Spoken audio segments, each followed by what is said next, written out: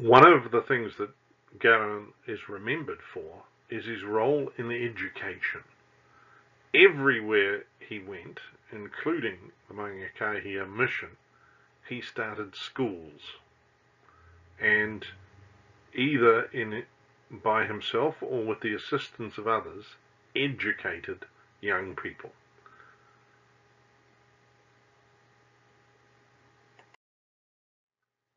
When he arrived in Nelson in 1850, there already was a Catholic school. It was on the wrong site, but they had a school teacher, Elizabeth O'Dowd, and there were 20 students at the school, both Catholic and Protestant. When Garin arrived, there are 39, so it's a growing. His first step was to create separate schools for boys and girls, which he did in 1851. Also, soon after his arrival in Nelson, he suggested to the Catholic parents living in the outlying districts that if they wanted to send in their children, he'd board them in his house so that they could attend the Catholic schools. By the end of November 1851, he had 7 boys at St. Michael's boarding school. The youngest son of Henry Redwood, Francis, was one of the first boarders. Francis is to go on to have a spectacular career and become the Archbishop of Wellington.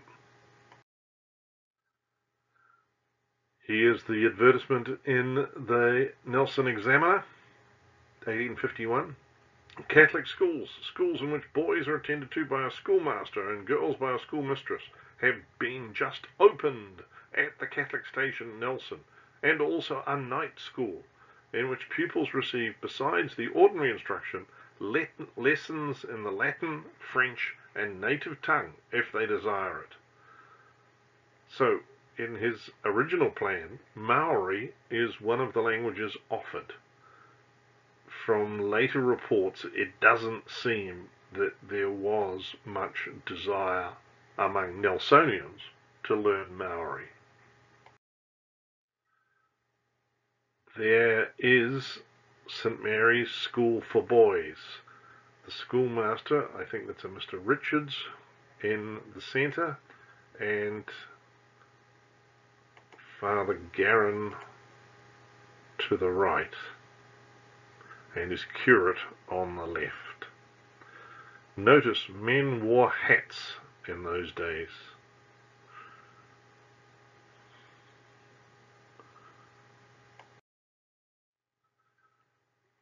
(1853), so the school's only been going for a couple of years. The 3rd annual meeting of St. Mary's School was held at the Catholic station in Nelson on Tuesday last. The examiners were the Honourable C.A. Dillon, Mr. Stevens, and Mr. Travers. The first class, consisting of 15 pupils, was examined in Latin, French, grammar, geography, history, reading, writing, and arithmetic, and the examiners expressed themselves highly pleased with the progress of the children in their various branches of study. The second class and girls' school were examined in writing, spelling, and arithmetic, and also exhibited considerable proficiency.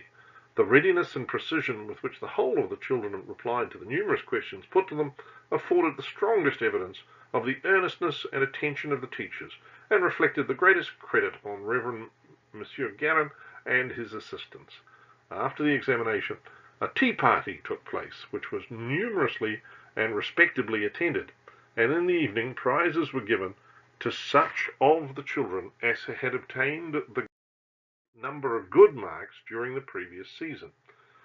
Some disappointment was expressed and experienced at the tea party from the insufficient provision made for so large a party, but as the attendance was much greater than was expected, no blame could justly be attached to Mr. Ross, by whom the tea had been provided, for it is well known that it is his practice on such occasions to take care that the arrangements for refreshments shall be most complete. To get a feel of this school, Reverend Garin begs to intimate that he has engaged Mr. C.A. Richards to assist him in the day and night school at the Catholic station, and also that the courses of French and Latin will be resumed next June, Monday the 5th. Reverend Moreau will give lessons in Latin from 9 to 10 and in French from 10 to 12 in a separate apartment.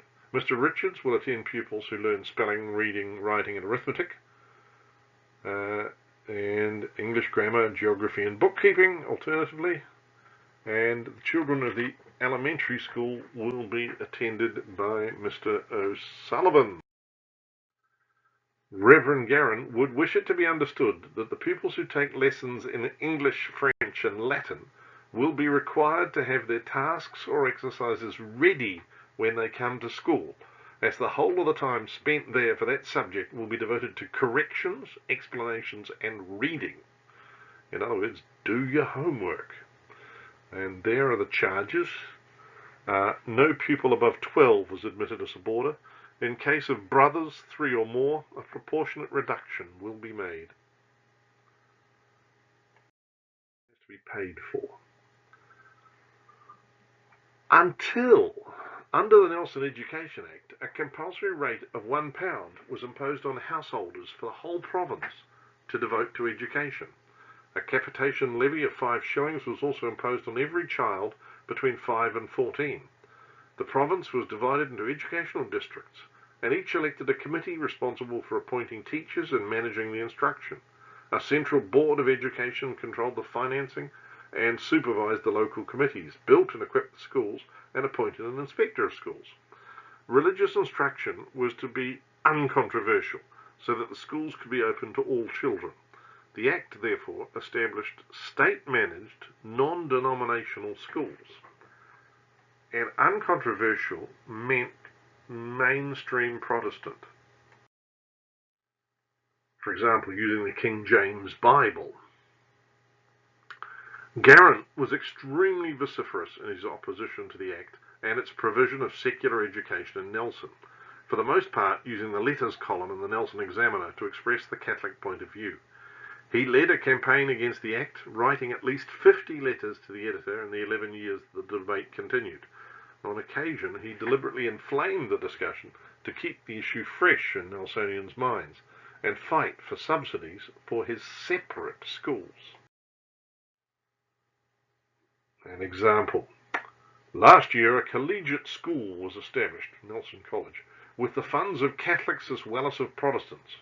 Yet, by an evident injustice, a clause of the Act permitted Protestant children to receive therein religious instruction according to their own creed, whilst by the same clause Catholic children were denied the same rights unless they would consent to be taught on Protestant principles under Protestant teachers and ministers.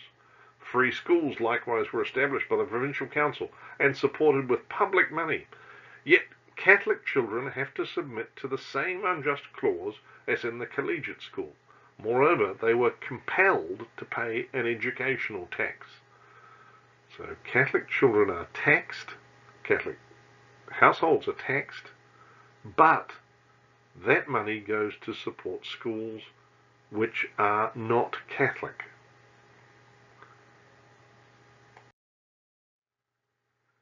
Eventually, Garin's separate schools, the Catholic schools he was running, were accepted and received provincial funding. By his struggle to keep separate Catholic schools, Garin helped to maintain a distinctive Catholic identity in Nelson. First, as he noted to a local parishioner, it was through a school that children had access to their priest. If there was no school, the children would be little strangers to their pastors. In other words, the schools were crucial to creating a Nelson Catholic community. Garin had thus effectively resisted the processes of nation building that could suppress minorities and lead to the erasure of difference in the community.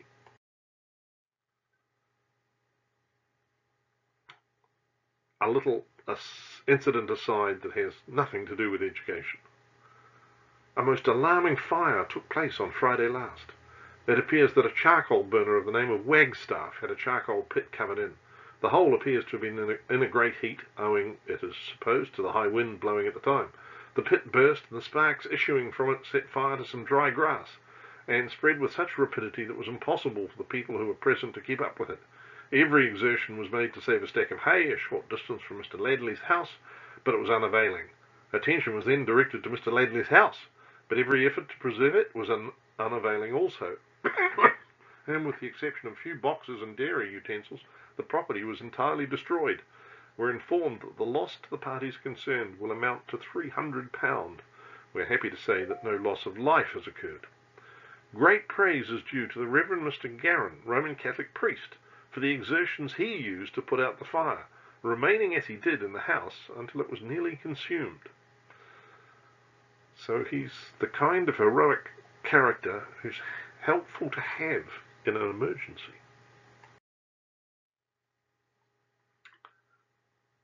As well as schools, Garin starts an orphanage.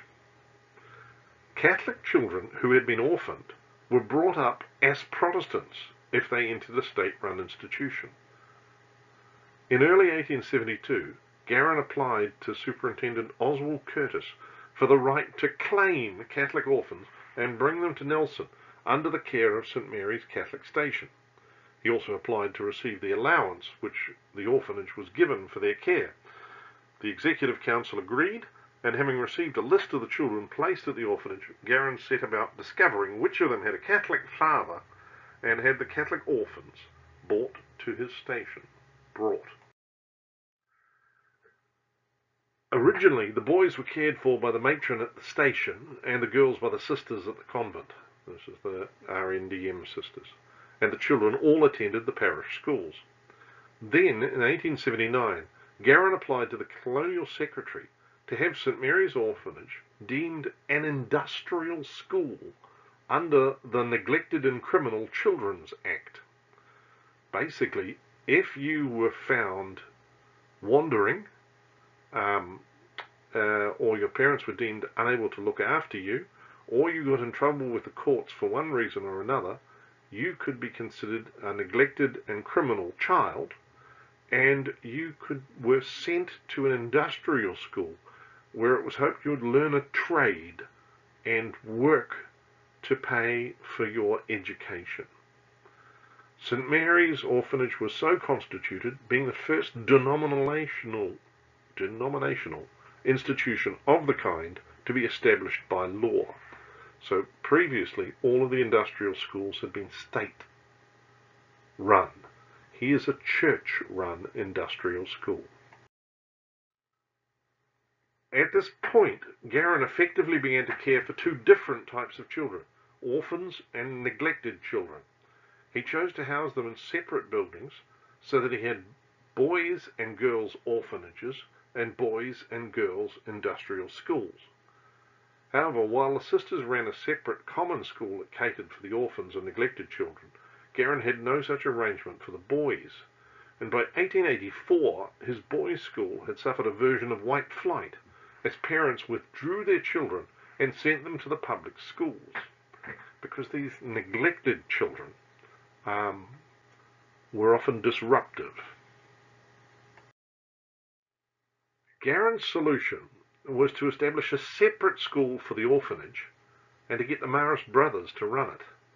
A farm was purchased near Nelson at Stoke so that the brothers would be self-supporting and so that the children could work on the farm. Lay staff ran the establishment until the arrival of the teaching brothers in 1890. By 1893, of the 503 Catholic children in Catholic orphanages, 315 of them were at Stoke Industrial School in Nelson. The later history of the Stoke Industrial School is rather grim. It appears to have been worse run than government industrial schools, and it was the subject of a royal commission in 1900. You can read all about it on Wikipedia. And 3 Marist brothers were charged, but acquitted, for the failures in their care of the children.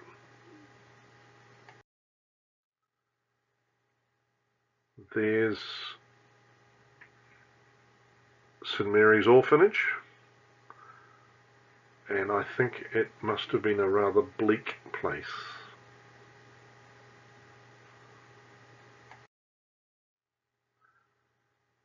There are the boys in the washroom, and part of the problem was three Marist brothers were not either trained or sufficiently resourced to look after 180 orphans, residential children. They weren't all orphan, let alone 300. Garin was keenly aware of the danger that Catholic children brought up in a predominantly Protestant country would lose their faith. He thus gave great importance to reaching as many children as possible with catechism and Sunday school teaching. Children in Waimea were unable to attend the Catholic school in Nelson unless they could afford to live as boarders. Garin thus devised a system whereby they were visited every week for catechism so that they would receive the same instruction as the children in Nelson town. In order to motivate them for good work, he would give them bons points, you can hear the French in the background, or paper money, which they could use at the end of the school year to buy Catholic books and pictures. For the end of year examinations, he would decorate the respective churches and display the pictures and books that were up for sale. Children who recited the Bible with the least mistakes or gave the best replies to the catechism questions were allowed to choose their prize. An auction was then held so that all children could spend the money they had accumulated during the year. Another means by which Garin reinforced the children's Catholic identity was through his organisation of school tea parties, which would usually consist of a parade with flags, sometimes oral examination of the children, and then tea and games. They could be attended by several hundred people and some of Nelson's leading citizens. Garin put great thought and effort into these parties, which were in direct competition with those that the public schools held, and they often had a touch of French flair. In 1871, after 20 years of the parties, the colonists still wrote that the French game of chicken in the pot was highly amusing. Here's an earlier report on a tea party from the colonist. After sundry evolutions and amusements on the green, the children returned to the school grounds where they enjoyed the tea which had been provided for them. They then amused their parents and friends who were surrounding the schools with the exciting game of the chicken in the jar, which after many unsuccessful attempts amidst the reiterated laughter of the visitors was at last delivered by the skilful hand of a strong lad, who with one blow broke the jar and delivered the feathered prisoner, to the great applause of the spectators. Tea was then partaken of by a numerous and respectable assembly of parents and friends, who came to encourage the party, and the visitors were treated to some excellent singing, accompanied by the harmonium. Tea being over, and the cloth removed, the assembly were respectively addressed by the Reverend Mr. Garin, Captain Walmsley, Mr. Campbell, and Mr. Pickering, who expatiated upon the important subject of education. The addresses were followed by the distribution of prizes, which were purchased by the children of the school with ticket money they had received during the year. The parties were also an opportunity for Garin to indulge the children in some of his own interests, such as music and singing, and all things modern. His magic lantern, an early form of the projector, powered by candlelight, was reputedly one of the biggest in Nelson, and made images that were 5 centimeters high appear a meter high. Other examples of modern entertainment included stereoscopic views and a galvanic battery used to make engravings. For the 26th anniversary of St. Mary's Schools in 1876, Garin took the children by train to Wakefield. For some of them, it was their first ride on a steam train. Garin was an innovative and excellent educator who knew how to motivate children and who valued their Catholic culture and faith.